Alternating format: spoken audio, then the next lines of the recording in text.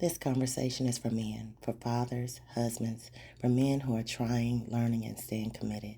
This is not condemnation, this is encouragement. Men, stay committed. Your presence matters. Welcome back to A Space of Grace. Today we're going to talk about fathers. Before anything else, I just need you to know, before I even start this conversation, that Yah sees you. He hears you. Your efforts matter more than you think. You may not always get affirmation. You may not always get appreciation. But Yah sees your consistency. When we talk about commitment, I want to be clear that commitment isn't only financial. Provision matters, but commitment is presence. Presence is consistency, and presence is staying, especially when it's uncomfortable. Consistency means being steady.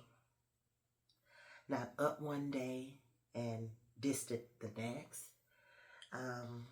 Not strong one week and silent the next.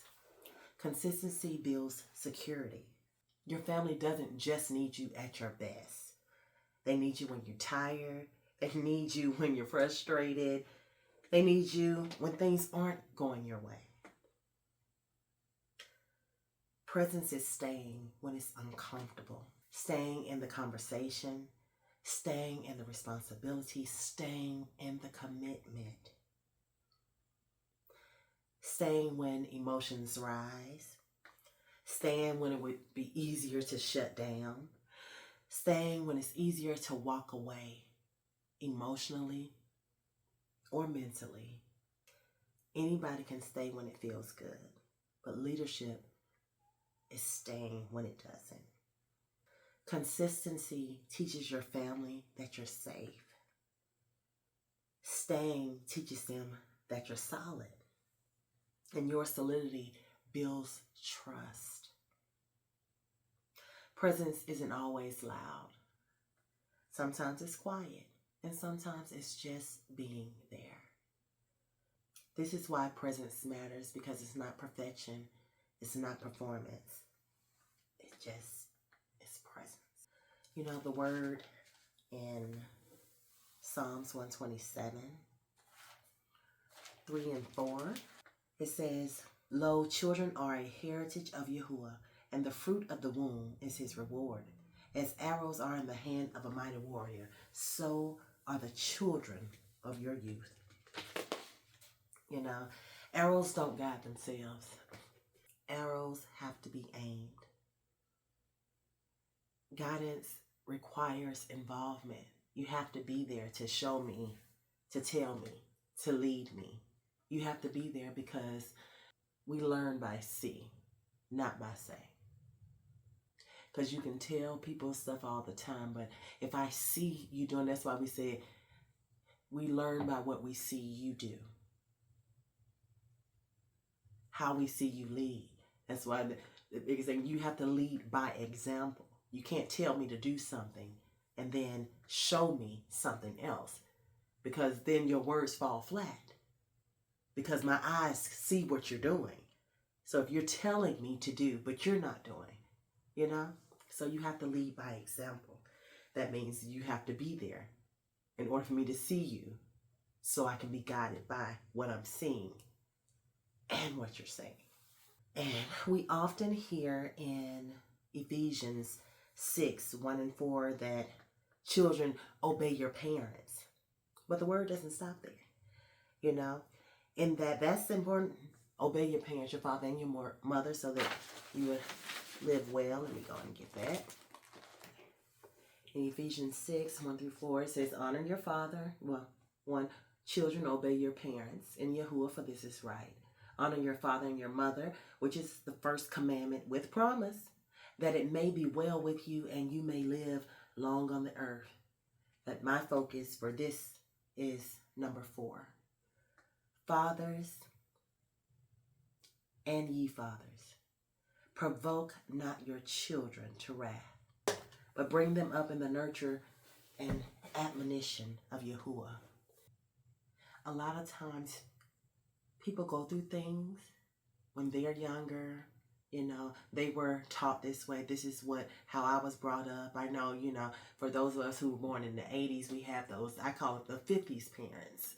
And the reason why I say the 50s parents is because most of them, that's a generation who children didn't have opinions. Children didn't join into adult conversations.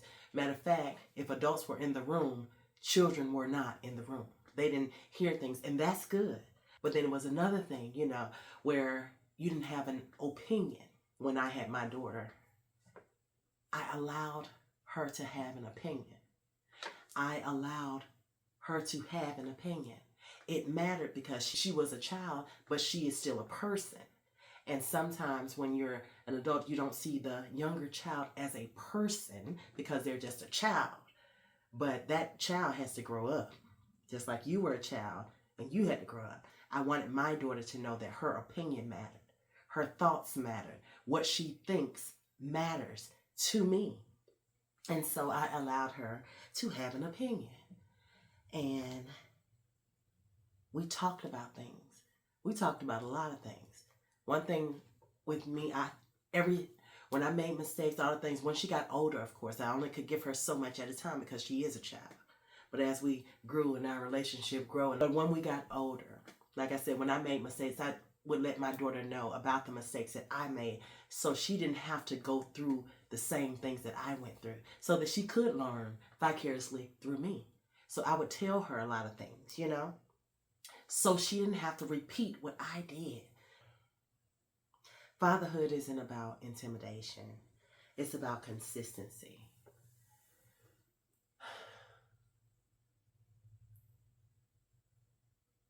It's about consistency. I know when I was younger, sometimes, your mother, they'll say something to you, and it's funny. Because, our mom could say something, and we listen to our mother. We listen to our mom. And our mom will say something, and she'd be like, stop this, stop that, laughing. We just laugh, whatever, however. But my daddy would speak one word, and we all just shut up. It was like his one word would speak, and he didn't have to raise his voice. He didn't have to do it.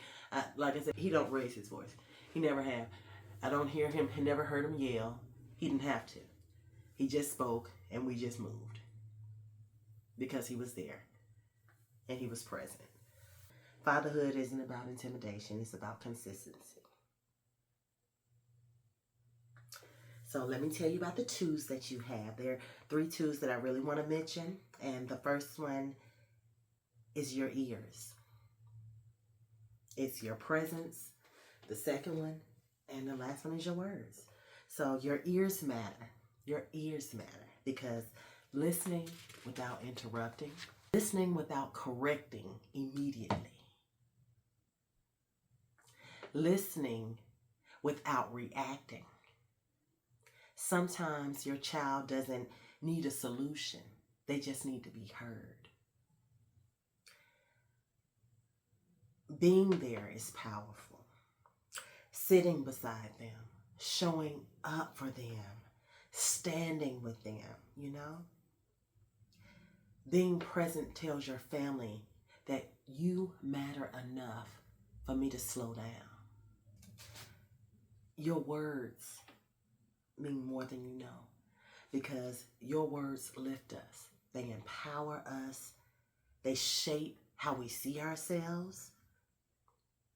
There's something so powerful about being able to say, my daddy. Okay? Because I'm one of them. My daddy. I love to say my daddy.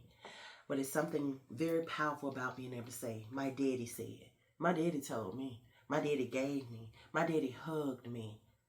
My daddy stood with me. He held my hand. He let me cry and get emotional, and didn't say anything. He just let me cry and get it all out. All right? Affirmation, that type of affirmation, it builds identity. Okay? Most men are logical, and that's strength. But strength also means making space. Let your family cry without judgment. Let them feel without correction. Let them express without fear. Mercy creates safety, and safety builds trust. You don't have to be perfect to be present. You don't have to know everything to lead well. Stay committed, stay steady, and stay present. You can do this.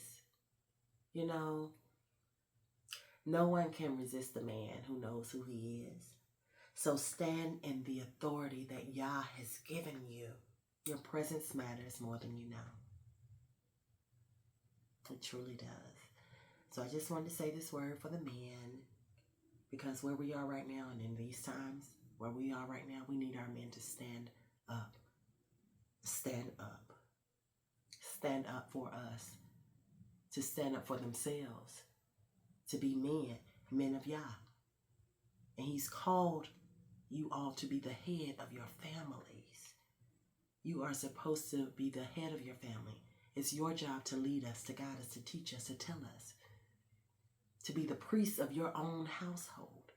That's your job. All I can say is, man, take your place.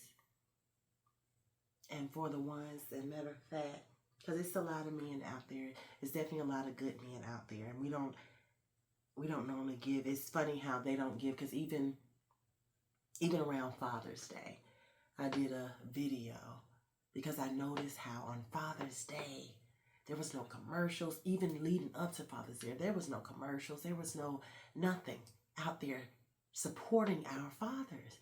Like when Mother's Day come around, you have all kind of flowers everywhere, all of this stuff everywhere, all these commercials trying to get you to buy this, buy that. But then Father's Day come around and it's ghost town. Ghost town. Those things ought not to be so. And like I said, for those men who are out there being excellent fathers or wonderful fathers, because I know a lot of them. I have one. I have a great father. And I have a good husband who's a good father. I have friends who have good husbands, who good fathers are there, you know.